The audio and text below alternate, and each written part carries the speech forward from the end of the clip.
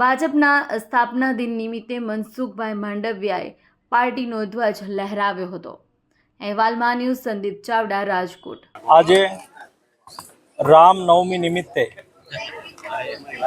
ગુજરાતના સુજ્ઞ નાગરિકોને હાર્દિક શુભકામનાઓ। સાથે સાથે આજે 6 એપ્રિલ ભારતીય જનતા પાર્ટીનો સ્થાપના દિવસ છે। ભારતીય જનતા પાર્ટી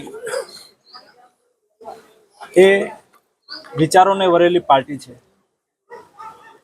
પંચનિષ્ઠા એ ભારતીય જનતા પાર્ટીના પ્રાણ છે। ભારતીય જનતા પાર્ટીનો કાર્યકર્તા રાષ્ટ્રવાદને વરેલો છે।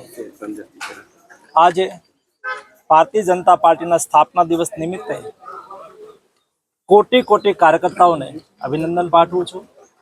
સૌ કાર્યકર્તા પોતાના ઘરે ભારતીય જનતા પાર્ટીનો ઝંડો લગાવીને પાર્ટીની આઈડિયોલોજી પ્રત્યે પોતાનું સમર્પણ વ્યક્ત કરે છે।